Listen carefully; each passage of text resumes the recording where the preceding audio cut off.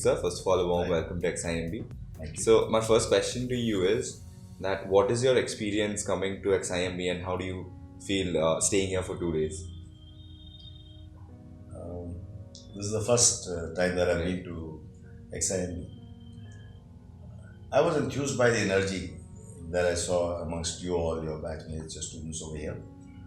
Um, the TEDx talk yesterday was a good experience. Also meeting the other co-speakers was inspirational.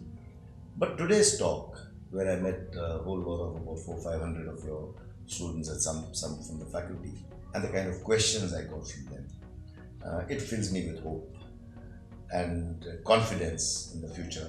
Our country, you are going to take our country forward. You want to take the world forward. So all the best. It's a very enthusing experience to be here.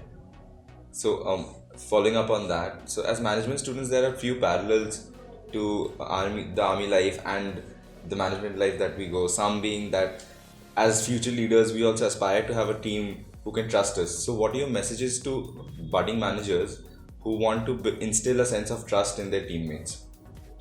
As you would be aware, that most of the management practices, even jargon, lexic is from the military lexicon. Right. You follow the military strategies, the military way of doing things, whether it's leadership, team building, motivation, etc. How do you build trust in your team? Now, that's a very large question, but essentially, trust is to be cultivated when, firstly, you stand up for your team. You should have it in you to take it on your chin when things are not going right. That is where you show leadership by example, by leading from the front. Your teams will stand much more motivated when they know that you are not merely giving orders. You have it in you to roll up the shirt sleeves and get on to the workshop floor. So be amongst them, take it on the chin for them when things are going wrong, and you will find that they will want to give the best. Okay. So, as managers, again, for the benefit of our company, we look forward to devising strategies that optimizes our resources and gives us the maximum profits. So, in the similar manner, in armies, you also look forward to strategies which will have the optimal use of resources that is available to you. So, in the same manner, how do you draw a parallel between how a manager should devise a strategy coming from your own experiences? Essentially, you, that is the corporate world, and we are all geared up towards organizational goals, to achieve our organizational goals. My organizational goal is to achieve victory in battle. And when I'm not in battle, it is to train my men to be able to do that when the time comes. In peacetime, my organizational goal is also to ensure the security of the perimeters of a country, whether it's an international border or line of control. Your organizational goals may be for better productivity, better performances that lead to better productivity, better profits, commercial considerations, but also there are, I'm sure every company also has some ethics and values. So you also want to deliver on those, right?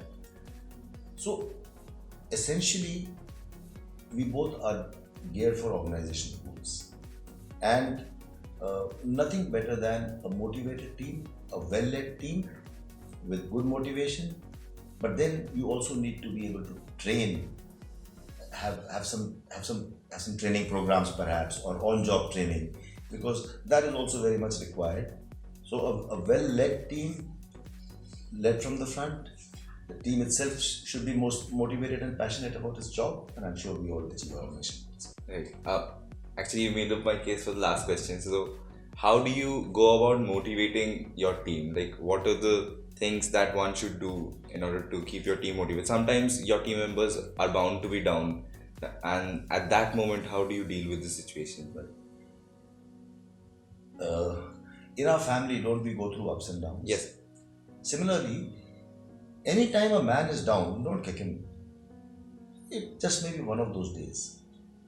And I would feel that you could be motivating your team much better by understanding. Everyone may have had a story. He may have had a bad day at home, or some issue that he cannot talk about.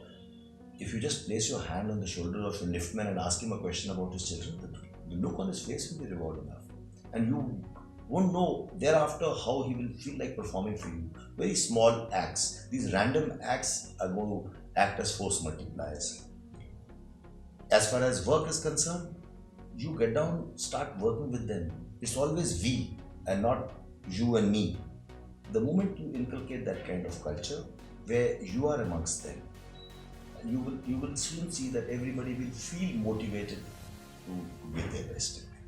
So, lastly, any message that you have for the students at XIMB? Like I said, the future belongs to you. The country is looking up to you. You are going to take our country forward, and I'm very sure that you are going to do a great job of it. I have seen that today's youth, whether it is in the corporate world, in the government, or the young officers that I have commanded, the young soldiers that I have commanded, they have always outdone themselves. Look at Kargil War. Look at Kargil War, where I would say the senior officers, there were some issues. The generals spoilt it, but the youngsters, the young officers, that Dil Mange More, Captain Vikram Batra, who can forget that? I mean, that's the kind of Josh, Junoon and enthusiasm, and you will conquer the world. Similarly, you all, the young Facebook owners and the young names that I cannot take now, but there are so many who are changing the world. 20-something people are CEOs and doing things. So, all the very best, and I'm sure XIMB will take its share of the world. Thanks.